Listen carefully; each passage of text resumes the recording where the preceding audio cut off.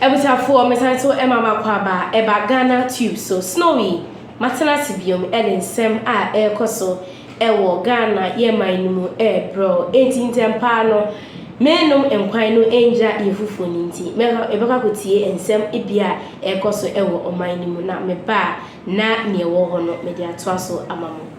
Gov't Abuja is joining us from China, I believe he is. Good morning. Good morning, Bernard, and your panelists. Thank you. I believe you've seen the letter written and signed by the Ghana Chamber of Construction Industry addressed to you. And what is your response to that? First of all, thank you very much for the opportunity. And I must say that you have a team here also in Beijing participating in global leadership conference currently going on. As I speak to you, the president is about to address the Presidential Investment Forum, which is bringing together over 600 investors, Chinese investors, some of who are already working in Ghana and others who are interested in coming to Ghana to invest and create jobs that we need for our young people.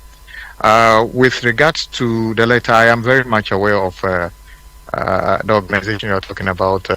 They are people I know for a long time. The last time I had an official communication with them would have been 29th September when they wrote basically asking about when they will be paid. So if you're talking about the letter dated in the September 29th, then yes, I know about that.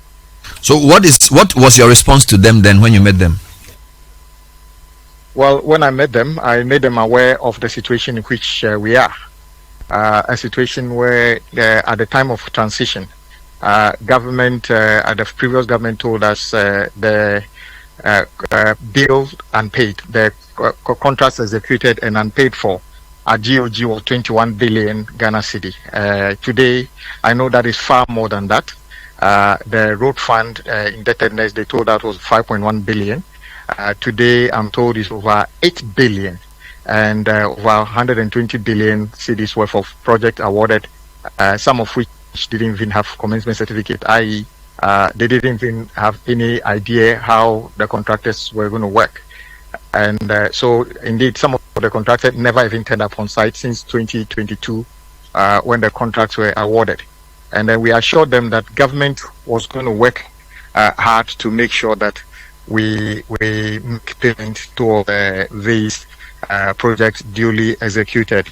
Since then, the finance minister has been to Parliament to present the 2025 budget statement, and it put in that statement a commitment to spend a certain amount of money to retire what we call arrears.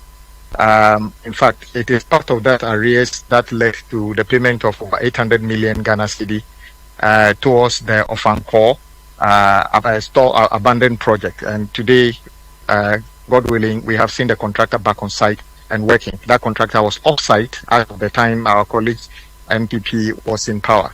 We have fully paid every penny that we owe that contractor, and that contractor is actively working. And I want to commend the contractor and the consultants working on that.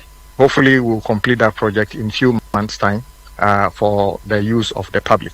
As of Friday as well, the finance minister has also started the payment of, in total, about 5 billion Ghana cedi to contractors out of the over 21 billion. The process was that request for payment may not be exactly what it is. So the Auditor General and others carried out some validation of the payment. And Bernard, when Parliament reopens, I'll be making a formal statement to tell you the outcome, because indeed, if we had rushed to pay, would have thrown away part of your money, because during the validation, it turns out that some of the certificates that, or the amounts that we were told we owe, it's not exactly so. So the finance minister has they carried out the validation, and out of the validated amount, as of Friday, about 5 billion has been paid to or paid to contractors whose certificates have been validated. That is GOG. We are also in the process of commencing the payment of contractors owed under the old road fund, now the road maintenance trust fund. So the payment to contractors has already started, and the process will continue. I must be frank, if we owe over 30 billion to contractors and the previous government did not pay, I believe that it will just be fair that nobody will expect that we'll be able to pay 30 billion within a year. If it was that simple, it would have been paid. But I'm very confident that working together. So just to get some clarity, if we put the arrears for road sector, GOG plus road fund together, how much money are we talking about, and how much of it have you paid? Because you mentioned a 5 billion payment, and you also said it was a 21 billion. So I just want to know the total arrears for road sector in terms of completed works. How much is it, and how much have you paid? Okay. So what it is that we are told that what was presented to us at transition was figures from as of 30th, September, end of September.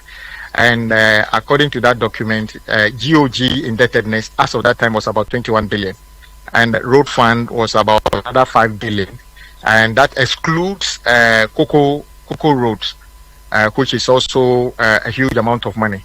Without a doubt, Bernard, we are close to about 40 billion, which was work done and unpaid across the road sector.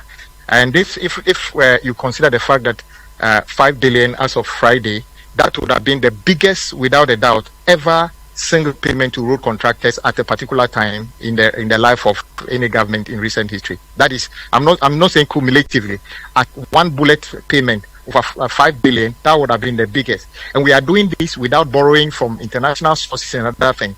I think President Mahama must be commended for and the finance minister must be commended for this commitment. That is why all those people who have been saying pay contractors, we are not doing this. Ask yourself, how were we able to pay 5 billion without the binging on borrowing from day to day? I think prudence and effective leadership is the only reason we are able to do this. So you've paid 5 billion out of the 40? Yes. Is there a time-bound payment schedule for the rest of the money, for the outstanding? Well, Bernard, we owe a lot of money, but what was in the budget for, we need to ask ourselves, what is in the budget for arrears? And this is just road. We haven't come to energy, we haven't come to education and other things. We can only pay as much as government can raise, and from sources you and I know. So we will pay as much as we can raise. But I believe that if a government that is 1 year old is able to pay about 5 billion Ghana cedi towards arrears inherited without borrowing and other things, I think that government must be commended for the patriotism and making sure that the Ghanaian investor in road sector money will be paid.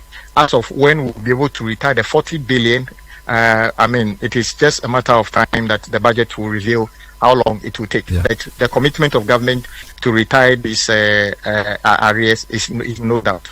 Just two final points before you go. I know you came out of a meeting, so I'll make it quick. We looked at the BOG numbers for end of July. Government had budgeted 22 billion for capex. Only 10 billion had been expended, out of which 6.6 was domestic big push, 3.4 was foreign sources. So even with the amount of money the government was hoping to expend on capital expenditure, which includes roads, bridges and everything else, the government was 63% below its expenditure target. So there appears to be an issue. If big push is our big infrastructure push, and our own budget wanted to spend 22 billion, of course, the 10 out of 22 is very low. What is going on? Is it that we didn't raise enough revenue? What's going on? No, you have to look at it in two ways. That 5 billion that is paid is just debt we inherited from our colleagues. So that does not even include an inch of road that we have started by ourselves. Yes, you are right. The government flagship road project is the big push. As you are aware, and then I want to thank your network and other things to monitor and follow follow the president and every other person on the road sector. The Big Push project have just landed on site.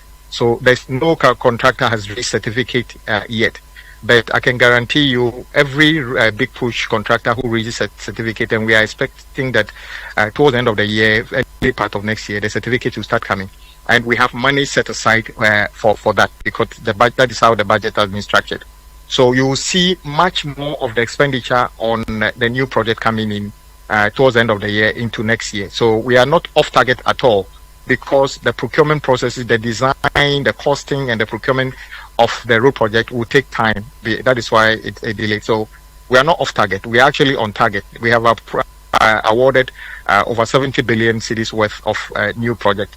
And at the same time, I just remind people, we have continued many abandoned road projects. One of them is the Ofanko. We are continuing with the Kasua project. We are continuing with the Adenta, Dodua, and we have added many. And we have urged every single contractor who was working during the previous regime to continue. We've never cancelled a single project. All of them are expected to continue working. Finally, you are in China. We know the president is there primarily because of the conference on women, but I suspect you are there for a different reason. Are you raising any money for any specific road projects on this leg of the China trip? Yes, as I said to you, the president is, as I speak to you, addressing the Ghana Presidential Investment Forum, which has attracted over 600 investors.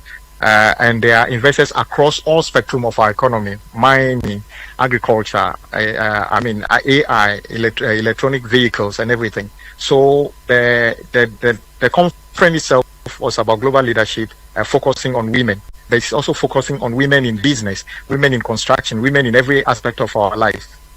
Yes, we are meeting. The president has already met a number of investors on roads and bridges and other things. Yes, some of them are already people working with us who want to increase their investment. So yes, it is a very positive outlook for the built environment in Ghana. All right, I'm sure we'll talk when you come back. Thank you for speaking to us. Honorable Gov't Kwame Abuja is Minister for Roads. Abusia for akwaba medamase samoje bre ekutie nsema ekoso ewo oma Ghana mu. For comments no ebra comment section na mekenka emo. Subscribe, hit on the notification bell so ene our first time o hwe me na meje bre na abusia for say nsem ni etuma na wenya ne entem pa so. Modofo Snowy ena mede nsem no ebre mo sisi ade abusia for makrabo.